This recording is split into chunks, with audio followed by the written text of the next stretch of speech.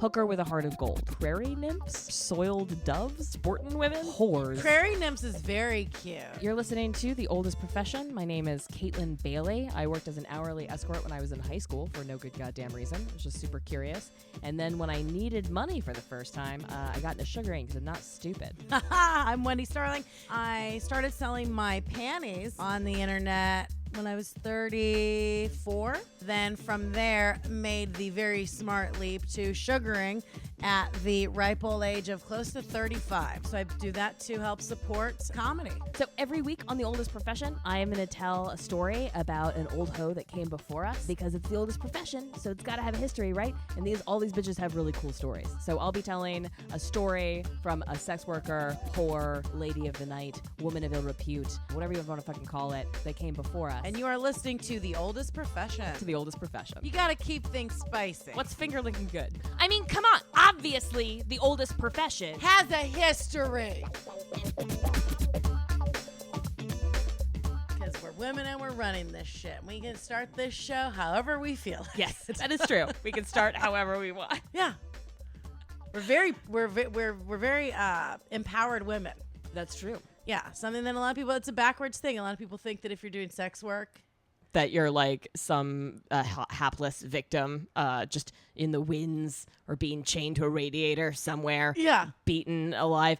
I can't wait to tell you about the stuff we're doing today. Do you want to talk about another empowered woman? Are you ready to go back? Or let's do it. Let's do history. Let's do history lesson. Let's find out some other bitch is just like. Well, it's so funny because we like throughout history over and over and over again we get this like image of the trafficked victim that is used to actually put consensual adult sex workers in jail or like justify like all the anti-prostitution laws. Like part of it is we just hate whores, and then the other part of it is like women are helpless victims of their own. We're nervous. So it's crazy. But this one bitch, a toy, actually got into the prostitution game here in the U.S. in this really weird window, like after the Chinese started to immigrate to San Francisco and before it was criminalized. Okay, wait, so she's Chinese, a toy's not, that's her name? Yeah, a toy, that's her real name. I was like, not a toy. Yeah, I was like, I'm like, Kaytlin, those are the people that sponsor the show. But her name's a toy. Yeah, okay. Yeah, her name's a toy. And she immigrates here to San Francisco in 1849. So right when the gold rush, this wave of Chinese immigrants is coming, but she's one of the first. She's one of the first 2 Chinese women to arrive in San Francisco, right? And it was this is 7 years before San Francisco becomes a city, so it looks like a lot of Old West towns in that it's mostly miners and laborers. So she's one of only 2 Chinese women in a city that is not yet a city that already has a 70-to-1 male to female ratio. That's what San Francisco is in 1849. It's like a work camp. So how did she, because I assume there weren't like ads, she wasn't reading ads in Cosmo for like travel ads. So she just came over by herself? No. She came over with her husband, but he died on the boat. So on the way over they here. Came with a Chinese husband or a white guy? Chinese husband. See, that was me being racist. That was me doing what people think about whores like us, where I'm like, oh, it must have been some bossy white guy. Well, I mean, she hooks up with a bossy white guy because she seduces the captain of the ship on her way over, and he showers her with gifts and gold, like once she becomes his mistress. So she arrives in San Francisco with like a little bit of money. Let me get. So she's in China. She's in China. She's 20. She's 20 years old. 20-year-old Chinese girl. Perfect. Right? Perfect time to start. Ladies, if you're listening, I'm joking. That is a joke. If you're a police officer, that is a joke. So she gets, so how did her husband die? Was it? I don't know, some boat shit. Like, who cares? Oh, I was thinking. Yeah. I mean, people were just dropping left and right back then. Okay. There was like a disease, or maybe he like upset a dude, or who knows? Or maybe she killed him. Or maybe he never existed. I don't know. I want to write a love story about that. A love story about. That it's the captain, that she falls in love with the white guy with gold and jewels. Right. And then golden jewels. Golden I'm jewels. not actually a very jewels, successful whore, because I think golden jewels is a thing. Golden jewels, right? Like, oh, yeah, Wendi. The resale value on diamonds makes them not a girl's best friend, frankly. Yeah. It's too hard to sell diamonds for them to be a liquidatable asset. Hot tip, you guys. Don't take diamonds. We got modern hot tips in the middle of a history lesson. All right. So she gets over here. She seduced the captain of the vote. She comes to San Francisco and she rents a room in what becomes Chinatown, right? So it's not yet Chinatown because she's one of two like Chinese girls and they're like, like less than 100 Chinese. This is the very beginnings of the wave. But she moves to a street that becomes Chinatown. Yeah, and you know how it became Chinatown? Because that bitch moved in. Yeah, Boom, that's exactly. how it happens. She helps create this vibrant Chinese community, and she immediately starts working as a very successful prostitute, right? She's got traditionally bound feet. She's wearing traditional like Chinese garb. Hold on. Yeah. She's got bound feet this whole time. You know how the Chinese like were like binding bitches' feet? Yeah. They bound her feet. She still had, even when she was with the white guy on the ship? You can't unbind your feet. You know how Really? they do this? Do you know about foot No. binding? Yeah. So in China, I thought it was just like some emperor had a fetish for ballet dancers or something who had like super tiny feet. So you know how fashion trends, like all of a sudden people start like plucking their eyebrows all weird, right? Yeah. So he like falls in love with small feet. So mothers start binding their daughters' feet until it crushes all of their bones so that they like fold their feet in half. And in order to walk, you have to wear these like special fucking shoes and have your feet wrapped, but they're permanently deforming. Oh my your God, feet. I didn't realize that. Yeah. And So our she producer is showing me a photo of this right now. And We'll have it on the website. Yeah. Holy. Well, I don't know if I need to see that while I was trying to choke down this green smoothie. But thanks, Mary, on the ones and the twos. And I'm about to be on the ones and the twos because everything is going to exit my body. I don't know that I need to see a black and white shot of the bottom of a... Okay. Or, yeah, no, it's some gnarly shit. But it also all plays in to this fetishizing of Chinese women, right? So like in the 1830s, the penny pamphlets had already started with the like these weird lurid tales of like weird Chinese sex practices and all of these like, Chinese women, they're different. They're a different culture. So we fetishized them before hating them. And those often go together. But anyway, she was incredibly successful as a prostitute, and the newspapers start writing about her because she's like new and different and outspoken and very charismatic. Have you seen these bitches' feet? Yeah. Yeah, she's great. You can fit 3 dicks. She can do triple penetration just in her feet. You can get a dick in there probably. It's crazy. So she, the newspapers start writing about her. And some guy in Hong Kong writes to the Chinese leaders in San Francisco that she's his wife and asks to have her shipped back to him. Hold on. Yep. So her husband died. So her husband died on the boat. Right. So now this is the Emperor of Hong Kong? No. It's just some dude. Just some dude in Hong Kong that's like, that's my wife in my mind. You know how people like obsess about, celebrities and stuff. So it's just some crazy guy in Hong Kong that's like, I thought maybe he was just like, give us back our women. No. Okay. No. It was send her back. So she petitioned. So the Tongs of San Francisco. The Tong just means like meeting place in China, but it's where it's the gangs. It's criminal gangs. Any immigrant group where they come over and they like start a meeting. I'm sorry. The Irish have the Irish gangs. The Italians of course have the mafia. The mafia and the Chinese have tongs. The Chinese have their tongs. That sounds terrifying. Not to be reckoned with, but they got beat up by the Japanese Spatulas. That is like. Well, here's the other thing too, and I want to say this, and we're gonna go back to, but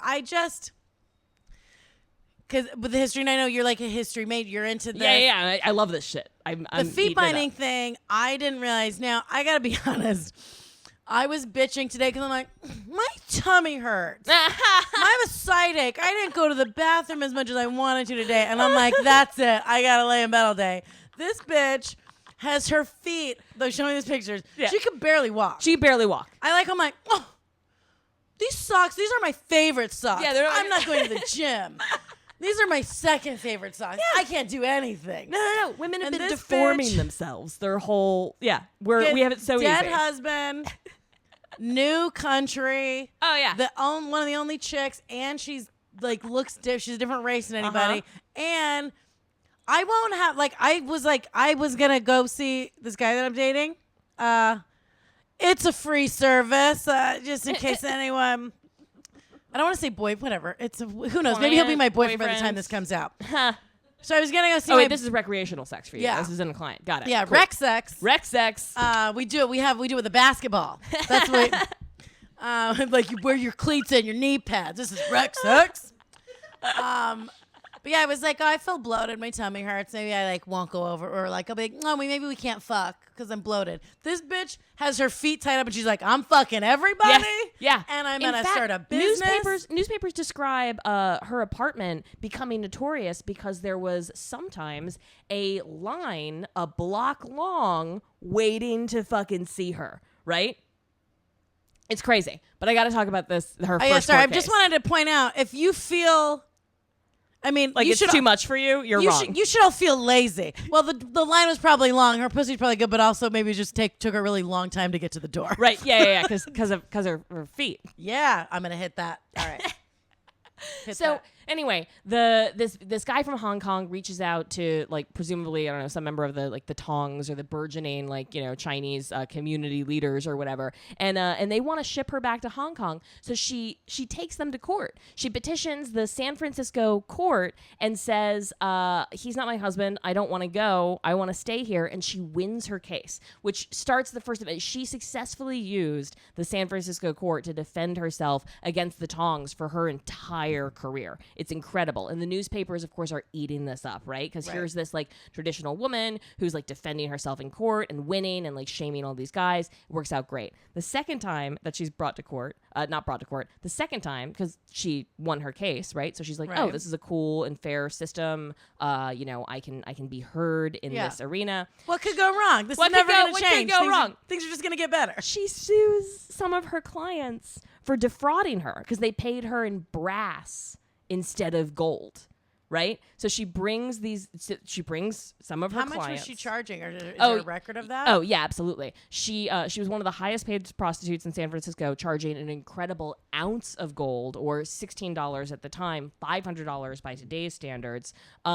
She was just marketing on her exotic. She was like profiting from the fetishization of Asian women that has continued ever since. That's baller. Yeah, ballsy. Yeah. So she's charging an ounce of gold. Of course, it's a gold mining city. That's like what starts the whole thing. So she's accepting raw gold. Some people tried to defraud her with brass. She's not stupid. She knows the difference between fucking brass and gold and takes those motherfuckers to court.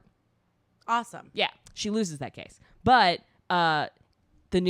but because she brought that case, the newspapers love her, right? So instead of shaming her for being an unrepentant whore, they shame her clients for being stingy and trying to like pull one over on her. That's the newspaper coverage of it. So this like elevates her to like celebrity status in San Francisco. That's fucking dope. It's that's really interesting. That's like, no offense to Atoy, but that's very like a Kim Kardashian thing. Yeah. Do you know, like she was absolutely a celebrity in her day. There's like the newspapers were covering everywhere she went. But with success, of course, comes the downside. The third time she goes to court, it's because her neighbors are complaining about the traffic and the noise that her incredibly successful business is bringing to the neighborhood. So some other people that live off Clay Street, whine about her. But she doesn't have to do that for long because that same year, there are 5 more Chinese women that come to San Francisco, bringing the total up to 7. And 2 of them start to work for Atoy. So she's able to move to a bigger house on Pike Street, which became the epicenter of brothels up until the 1920s. And it's Atoy that starts that trend. So she starts Chinatown, and then she starts the red light district. This bitch is responsible for like shaping the city of San Francisco. That's so cool. And it's very, so very what's cool. interesting is what's so crazy because at the time was because they're settling a new city, was prostitution even like something in the legal brain as far as like, should we have laws against prostitution this? Isn't criminalized in the United States until the progressive era, right? So we're talking about like the 1910s, but San Francisco criminalizes prostitution as part of their anti-immigration rhetoric, and we're getting to that in just a second. Ooh. So basically, as the years go on, right? So it starts with like a couple of hundred, but there's a civil war and famine and economic downturn in China. You've got the railroad companies here that are heavily recruiting Chinese labor. So you get this flood of Chinese immigrants into America. And what happens with that? The white nail backlash. salons. Oh, sorry. Right. Yeah. Yes. Yeah. And I'm not being no look it. And I will say this in the massage parlors, and that when you said that like, oh, they criminalize like you know, as far as like with the immigration thing. Yeah. And I know it's whatever people are like, oh, Wendi, every Asian massage place is not a place to get fucked. I've had sex in a massage place. One time, this is a year and a half ago, I had a client. I didn't realize what was going on. I thought we were genuinely going to get massages. He was like, wow. I'm very naive. He was like, do you want to go get a massage? I'm like, that sounds great. Wait, I didn't even know that you could fuck at those massage places. I've gotten so many legitimate massages and wanted to fuck in them. How did you pull that? How did this happen? So this dude, I met him just once, and this is not somebody from a web. This is like walking down the street, okay? I'm walking down the street. This guy he's like, oh my God, how are you? I was smoking a cigarette. I was not talking on the phone. And he's like, oh, do you want to go get a drink? And I'm like, well, no, I have like somewhere to be in like a half hour. And he's like, let me buy you dinner, whatever. And he was really good looking. And I was like, okay. So we go and we start talking, and he's like, he's from somewhere in Eastern Europe, and I forget which country, but he's like, he just was, you know, like, oh, you're beautiful and I want to take care of you. And I'm like, what? But part of me was like, okay, then fucking pull out your wallet. Anyway, so we would text back and forth, and he was always like, well, I have a family. And I'm like, okay, this is a waste of my time. He's obnoxious. But he's like, well, I just want to see you. So I would see him. I never fucked him. Okay. So I'm like 3 times. He was like, I just want to get coffee with you. I just want to spend time with you. And he would give me like a couple $100 just to, swear to God, just to sit and get coffee with him. Yeah. That makes sense. And I'm like, okay, so this is cool. And then he was like, I really want to see you. And he was like, hey, do you want to go get massages? So he goes, do you want to go for a massage? And I thought we were legitimately going to get a massage. So we go to this place. It's not very nice. And I'm like, whatever. It's, you know, I don't give a shit. I'll get a rubbed in. So we walk in. I get there. There's a woman sitting in the lobby, and she's like, hi. And I'm like, hi, I'm getting massages with my boyfriend or whatever, you know. Yeah, sure. And she goes, oh, and he comes out from the back room, and he waves, and he's like, oh, we're back here. So I'm like, oh, we're getting like couples massages. We walk back into a massage room. Mm-hmm. Nobody's in there but me and him. And he's got condoms out. And he's like, I have to be with you. And I'm like, what is going on? And he's like, he had, you know, and then what I was gifted was, you know, my allowance was maybe like higher that day when it came. But I was fucking shocked. Yeah, like, I mean, he's clearly got an arrangement or something with that massage parlor. He paid but like, that woman. The thing is like people are always like, oh, massage parlors are brothels, blah, blah, blah, blah, blah. But I've been to a bunch of massage parlors. You got like a little curtain separating you from the next room. I've never in my life heard anybody getting fucked or jacked off or moaning or like sex noises. How are you having noiseless sex in these I mean, like, whatever. Yeah. So anyway, I made that comment. If anyone's like, oh, out of the gate, episode 1, we got a fucking asshole, racist, you know, massage shamer. No, I'm telling you from personal experience. From personal experience, you can fuck massage parlors. Apparently, news to me. It's a good cover for a toy. Well, speaking of racism, so in 1851, with all this racial tension brewing, a group of 700 like-minded native-born Protestant men form the San Francisco Vigilance Committee that starts off as anti-violent immigrants, you know, like Trump in that way, and starts to slowly transform into an anti-prostitution and specifically anti-Chinese group. There are a bunch of lynchings right when they first form. And lynchings, yeah. They lynch foreign-born people, basically. So it sends a chill, right, throughout the Chinese community. And of course, just like their equivalents, the KKK chapters in the South, most of their members are policemen and politicians and you know, powerful white dudes, basically, who are upset at the flood of immigrants coming in, and especially this group of uppity women, especially uppity Chinese women. Atoy becomes a target. So they're so against prostitution, they start a special patrol that's headed up by John A. Clark, who is specifically tasked with deporting Atoy.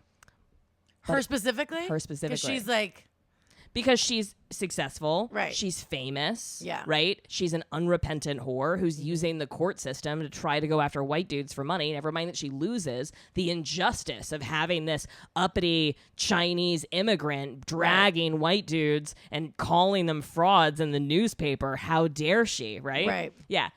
So she seduces him, and they become lovers. Yeah. Protecting this temporary shield, right, from this racist onslaught. See? Yeah. These people, sex workers are probably, for the most part, cooler and more badass than a regular person. Yeah, of course. So, of course, they connect, right? Because he's super racist, and she's like, I know how we can leverage that in the bedroom. Yeah, she loved him long time. Yeah. Again, and I didn't do an accent with it, but that's what happens. I love people long time. Totally.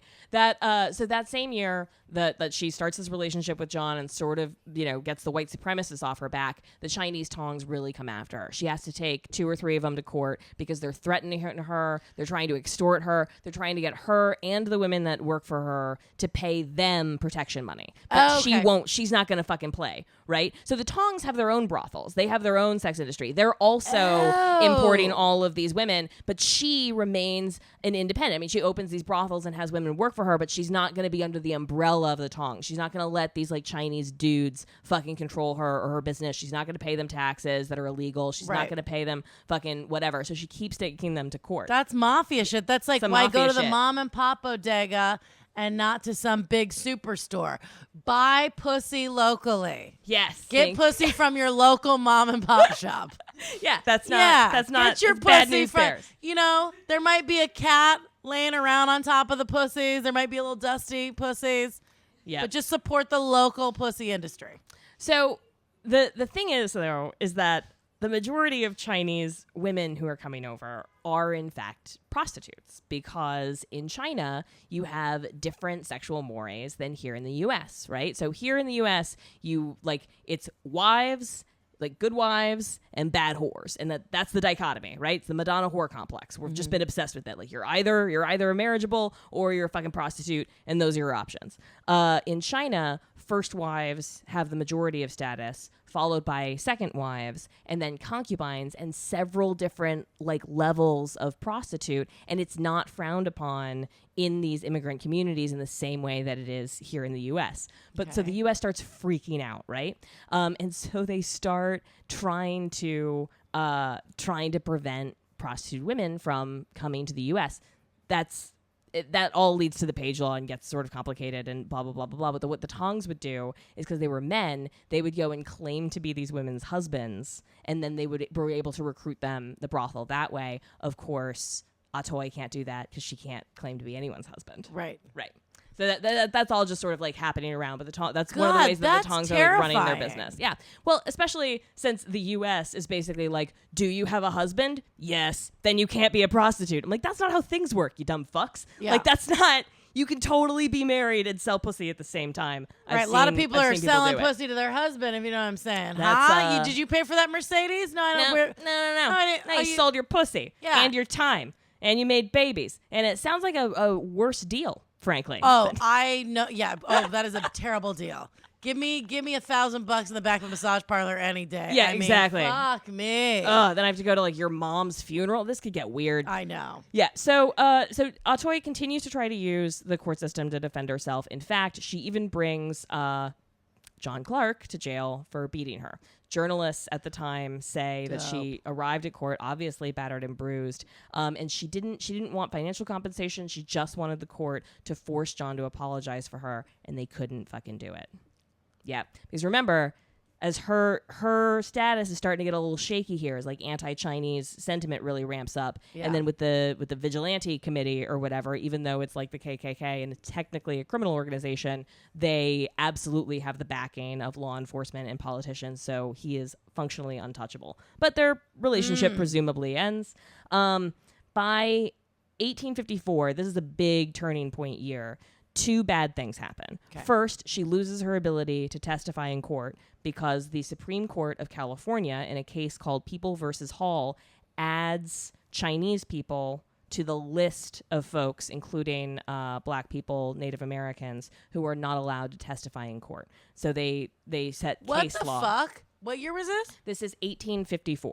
Hey, everybody, listen, that was not that long ago. Yeah. What the fuck? Not that long ago. Now, does everyone understand why white people listening? Yes. White people.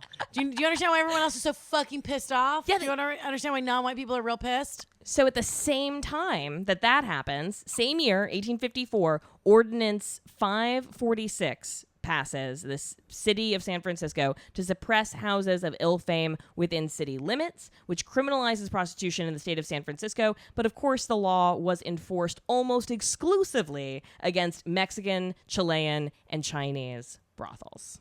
So white brothels continue to thrive. And in fact, there was a law that got passed that specifically shut down Chinese brothels. And then 20, 30 years later or something, they cut out the word Chinese. And then they were like, oh, we're just going to go after all the mouthy whores. We don't care what race you are. Really? Yeah. So Atoy immediately starts getting arrested and, of course, can no longer even testify or defend herself. So she's just racking up arrests. Her girls are getting harassed. The tone of the city has changed. She went from being a legitimate business owner, right, who was able to use the courts to defend herself, to being a criminal. So in 1857, she's still a celebrity, right? She makes a big show. She calls a press conference. Shut the fuck up. And basically says, I'm leaving the city and I'm never coming back. Yeah. You won. But in 1859, she gets arrested again for running a bawdy house. Running a what house? A bawdy house. That's what there's all these euphemisms for running a brothel, basically. Okay, bawdy. Yeah. I like that. Where is that B-A-W-D-Y? Well, no, I'm sorry. She was technically arrested for disorderly housekeeping. That's what she was arrested for. They walk in. It's like too hoarders. messy. It's you like- haven't vacuumed. It's hoarders, but No with wonder a John W. hit you. You walk in instead of a cat lady. It's like, she's got a bunch of young Asian girls just piled up. There's not enough. Just in a pile, like a puppy We pile don't- of Asian look, women. We don't care if you're running a brothel, but you've got to clean This up is around gross. here, lady. Yeah, you got to do some These sweeping. living conditions. Oh, that's fantastic. We need one bowl of milk for 3 prostitutes. You can't have 5 hookers in one milk bowl, lady. I mean, don't get it twisted. This woman is clearly running like a fairly large scale underground business where she's like importing women from Hong Kong. She's recruiting women that arrive here to support for prostitution. There are accounts of her hiring women as young as 11 to work in her house. And then, of course, this year, she's under a lot of stress. She's been arrested a bunch. The fucking police are after her. And she's definitely arrested for beating one of her employees. See? You don't make us mad. You Yeah, push us right? to the Yeah. fucking edge. I know. You know what I'm saying? And Mistress Atoy. I'm getting so fired up listening to this. I know I for sure slurped my little green juice on it. That's how mad I was. I was like, leave it in. I'm mad. These listeners have to listen to this. But it's not black and white. She also goes to court to defend one of her employees for beating one of her clients for not paying her. So she tries to defend her employee in court and acts as her counsel. She ends up losing that case, but like she both defends her employees and beats them. I mean, we've all worked for restaurant managers. We get it. They all have our favorites. Right. It's just a nightmare. I know. Well, It's hard being a manager. yeah. Listen, I got to deal with the money and the personalities. That's really the most difficult part of being a manager. And have you ever? I mean, these bitches were trading shifts behind my back. What do you want me to do?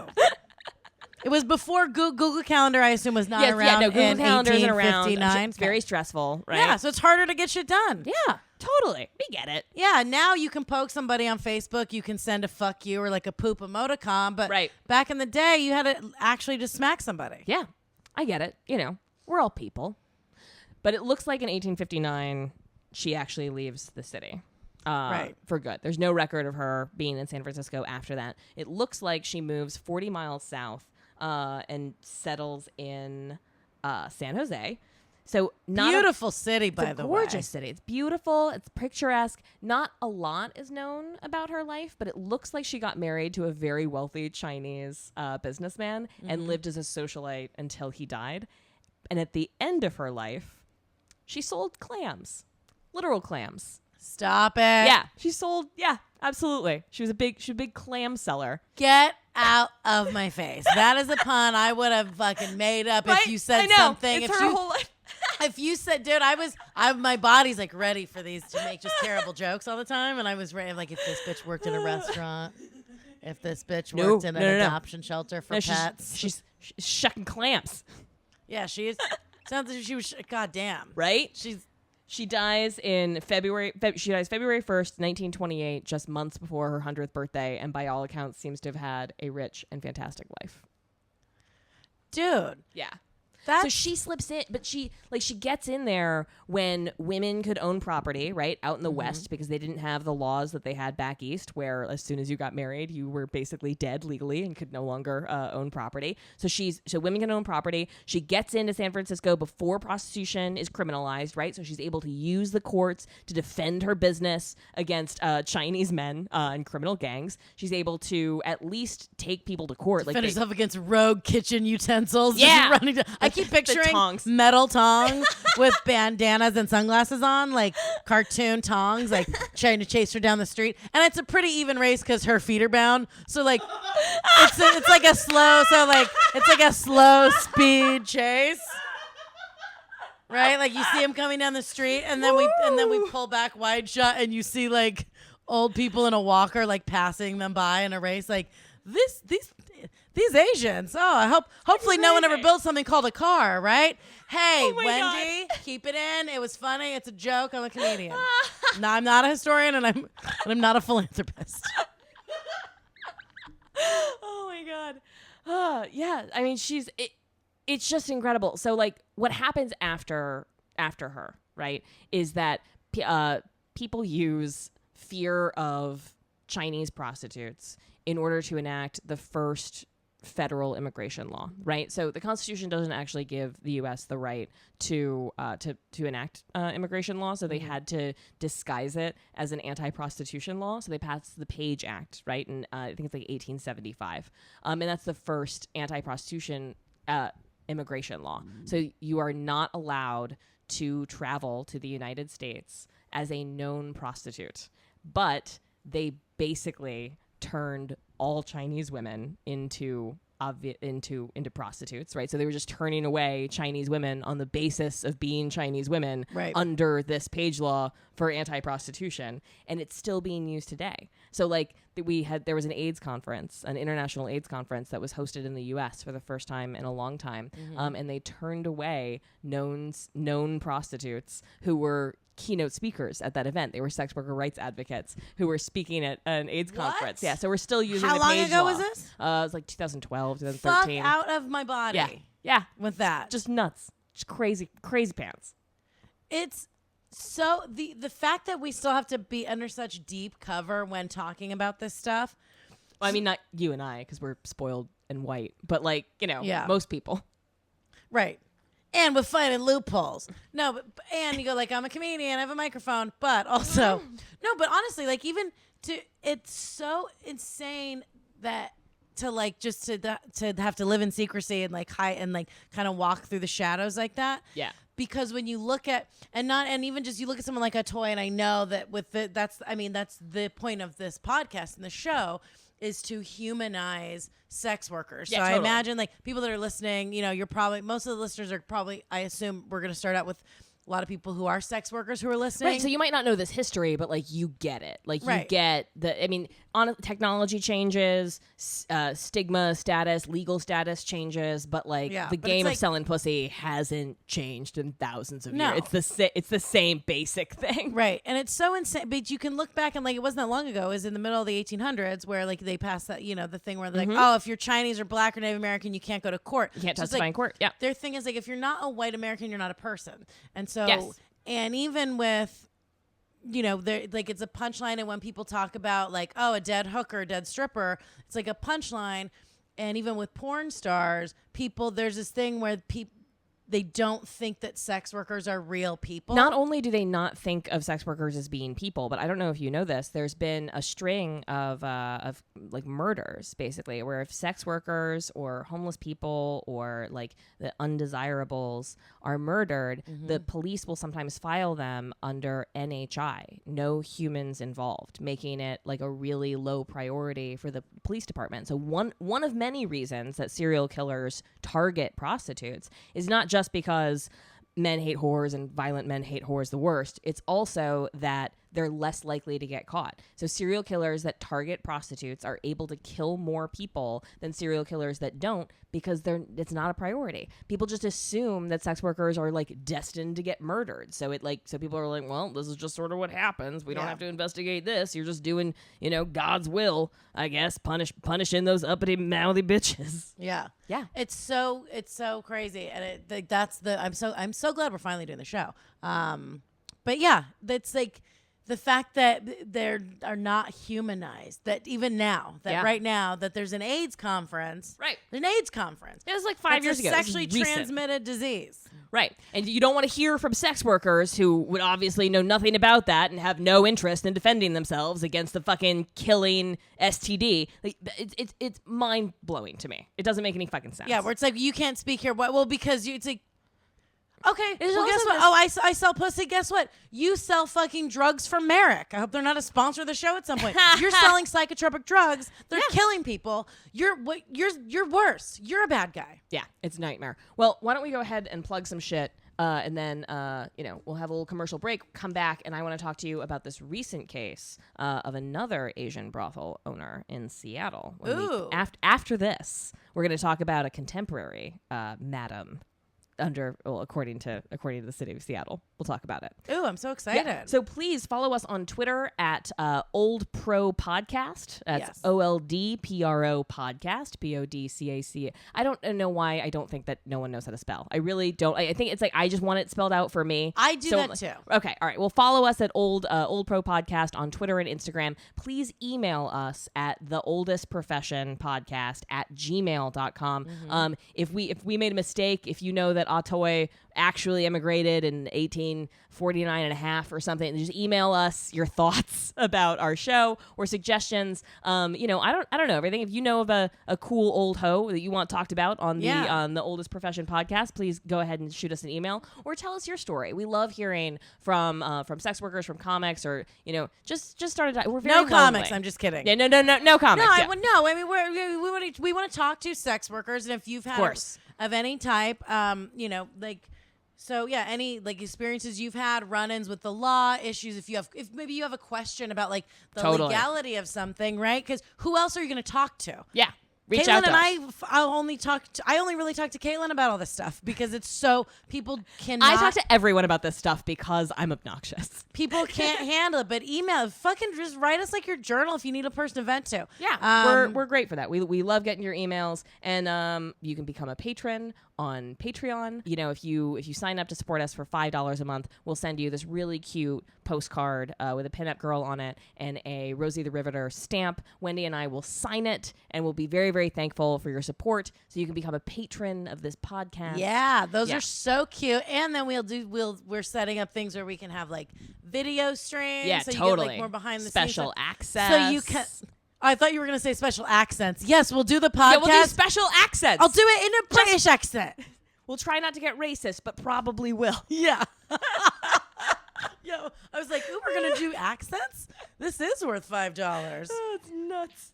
And of course, you can follow me at Kaytlin Bailey. My parents did spell my name wrong. It's Kaytlin Bailey, Bailey. So follow me on Twitter at Kaytlin Bailey. Oh, my parents also fucked up on my spelling of my name. We're both white trash. They switched our I's and our Y's. Oh, yes, I know. yes. That's how white trash people try to fancy it up. They're like, I'm going to change a vowel here. Right, I'm going to change. What's the normal vowel? I'm going to switch it. We're going to do, what we call this in our family is a vowel switch. It's when we switch a vowel. So on Twitter, I am at Wendi Starling, WendiStarling. Instagram, Wendi Bird 82, because that's when I was born. Suck it, Hollywood. I'm old. Fuck off. Yeah. Stay tuned, guys. We got more. We'll be right back after this break. Yes.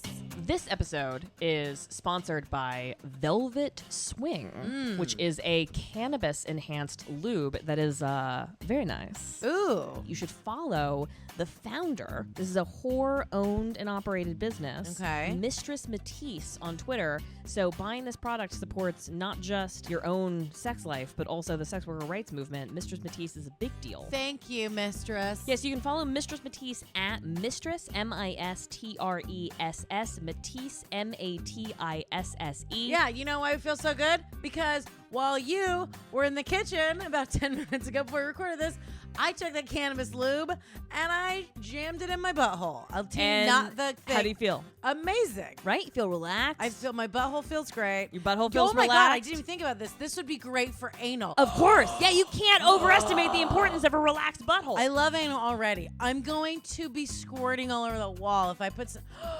Okay, now I do want to wrap this because I want to go get fucked.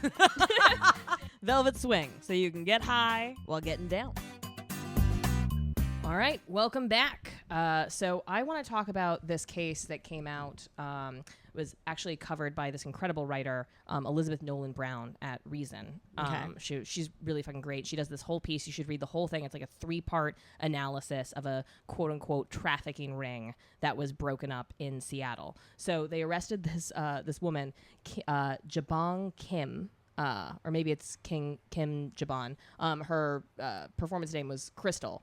And so she was living in the U.S. illegally. She's a South Korean immigrant. She said that she fled here from an abusive marriage. Okay. And she started working as like an independent escort all over. She was in New York, Atlanta, Las Vegas, Los Angeles, and she eventually settled in Seattle, where she was working as an independent escort and renting a room in her apartment to other South Korean escorts.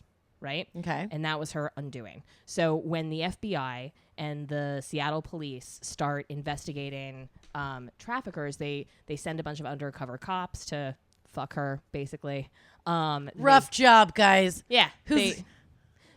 Wait, what? Yeah. No, it's ridiculous. Where we're all like, oh, the victims of traffickers, and we're just paying police officers to rape them and then put them in cages. It's like not. It's not a good look. I picture it's one cop. He's like, let me make sure. Hold on, I wasn't. He goes back like 7 times. I want to really make sure. Yeah, so the King County Sheriff's Office starts this joint investigation with the FBI into 7 Korean escort agencies, and they end up charging Kim with not just prostitution, which is a misdemeanor, but the more serious federal offense of promoting prostitution, permitting prostitution, money laundering, and human trafficking. And then they raid Kim's apartment and arrest her. And there's a big press release. And so the Seattle Times describes Kim as the owner of a brothel where, quote, prostituted women from South Korea were forced to work for 12-hour days, 7 days a week in order to pay off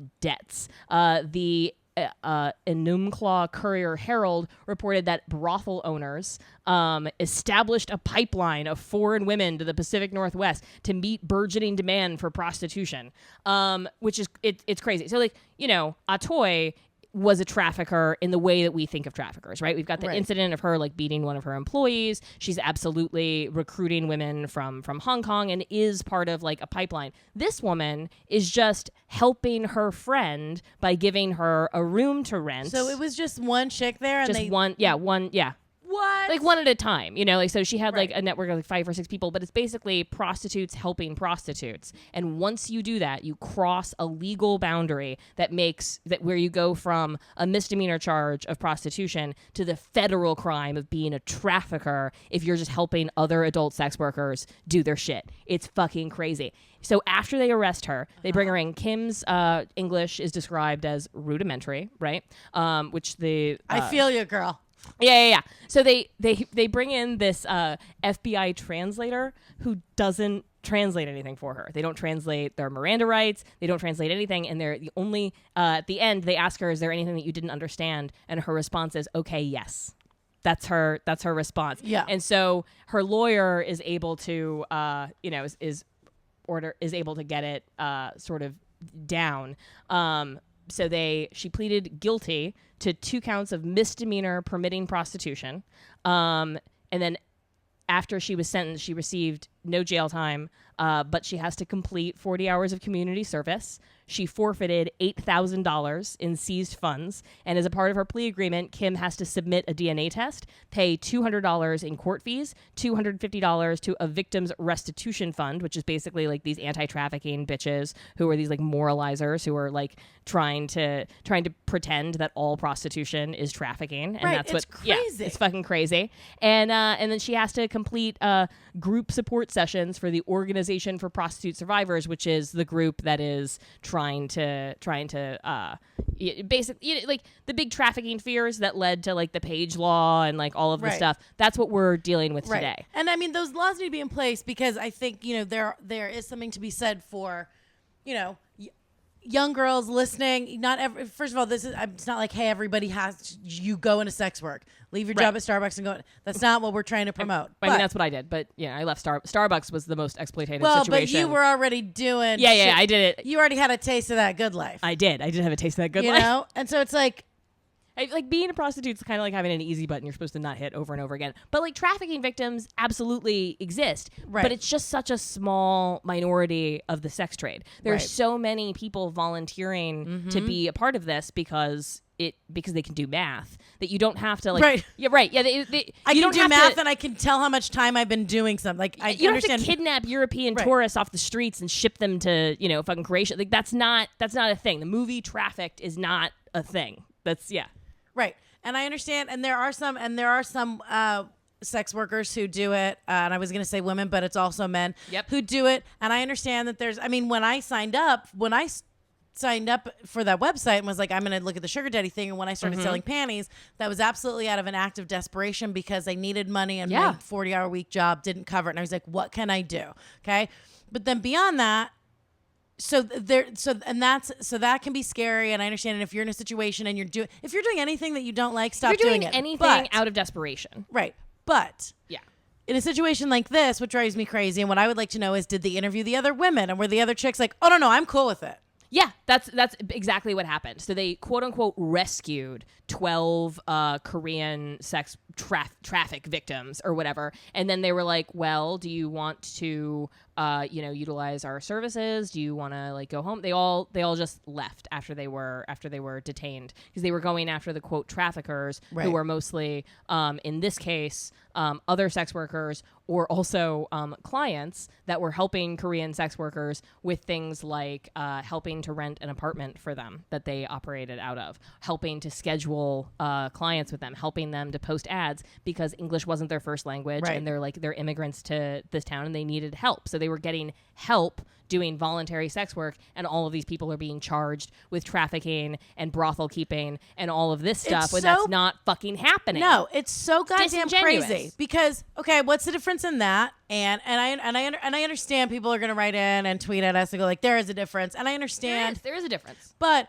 what's the difference in meeting a guy and he wants to fuck you a lot and you guys like each other and you're like, oh, I'm poor and I'm new to this country, and he's like, let me get you an apartment. Let me help you fill out and make a resume. That's like me meeting some guy, that's just dating a guy who's got more money than you, and he's like, here, well, let me put you up in an apartment. Yeah, the line between prostitution and dating and the difference between sex work and not sex work is thin and porous. It like looks clear from far away, and the closer you get to it, you're more like what the fuck, right? Like webcam girls are sex workers and they never physically interact with a dude, right? Fucking Hooters waitresses are not sex workers, but they're getting groped on the job, so it's like, what is yes, this? Hooters waitresses are not sex workers, but they're getting groped. They dress more scantily than I've ever dressed when I was seeing clients. Well, yeah, because when I'm seeing clients, I try to look like a traveling business person because you got to get into the goddamn hotel. You can't go in there with your, your little skimpy dress. Right. Someone's going to have questions. Fucking woodland creature on your tits. Yeah. You can't do it. No, you can't do it. And they're getting degraded. Hey, sweetie. Hey, honey. Hey, get over here. Never. I mean, it was so funny when I worked at Starbucks. I had to deal with a level of like just outright disrespect from like our customers that I would never tolerate from a client. Like if a client ever spoke to me that way, like session over, I'm keeping your money, I'm blacklisting you, and we'll never see each other again. Yep. I was able to like set boundaries because I was working for myself. When I was an employee of some fucking crazy corporation, I just gotta take it. I mean, it's crazy. Right. And you want to talk about shipping people over, young girls specifically, to get them to work and like in a brothel, okay? And then I'm being honest, and I'm not, and I'm again, I know I was like making jokes about nail salons and massage places, but I'm being 1,000,000% honest. There's a place by my apartment in Queens, and it's a day spa, right? And you go in, and they charge, prices are so cheap. You can do massage, hour-long massage, and a mani-pedi, and it's $60. That's and it's like, okay, crazy. And the woman running How are it, these women eating? they're not. These women, you can tell that they're like indentured servants. For sure. 1,000,000%. That's way worse because if you're at least you're having an orgasm, right? At least you're coming. These young girls, and they look so tired and so sad, and they don't. And the health problems with dealing with those chemicals and like the birth defects and like all of that shit. And they got to deal with people's fucking feet. They got to look at my nasty feet. I'm so sorry to anyone who has to give me a pedicure.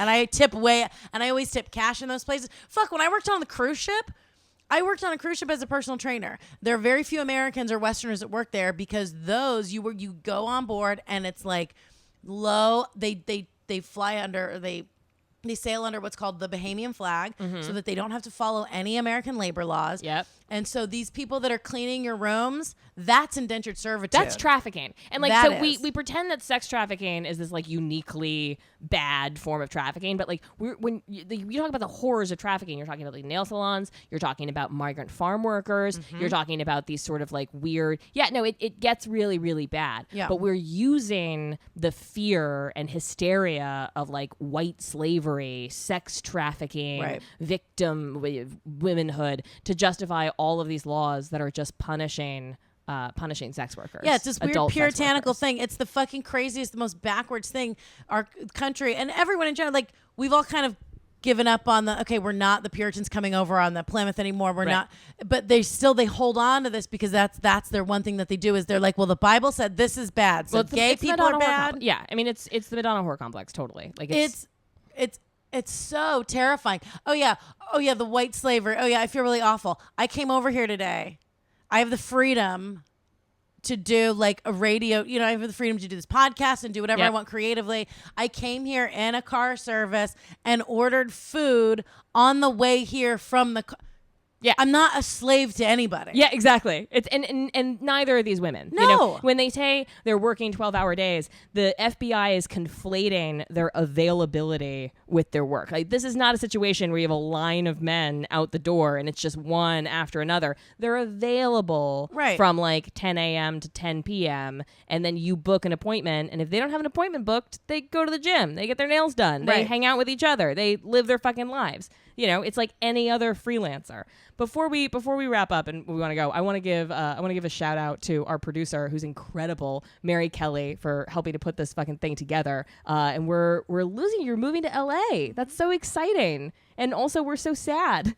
I know. Give it up for Mary Kelly, everybody. Oh, she's the best. Thank you. Yeah, we wish you the best of luck out in LA. Do good work. Thank you. Yay. Send us pictures of you from the beach. I will. You're going to be living close to a really good beach. I'll send you. It's Okay. Yeah. Marina Del Rey. If anyone wants to know, go there instead of Venice. It's less crowded, but you're right by Venice. Trust me. That's where I grew up. It's fantastic. Yeah. But Mary's still going to be producing stuff for us, Yeah, but yeah, from the she's West gonna Coast. she's going to be doing it from the West Coast, which means she has to teach me how to email this stuff because I'm functional. I don't know how any of this shit works. I'll fuck somebody to do it for us. Yeah, that's been my whole plan, actually. Yeah. Wait a minute, I haven't gone late yet. No, I'm paying you in money. It's yeah. It's one of those things.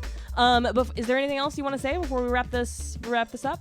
No, I feel good. This was such a fun. This is a great first episode. Yeah, it's a great first episode. I mean, and we'll get over talking about how excited we are about doing the show.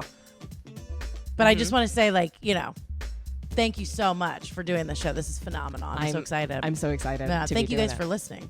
And thank you. Yeah, please email us, tweet at us, and rate us on iTunes. Keep listening. Tell your friends. This has been The Oldest Profession.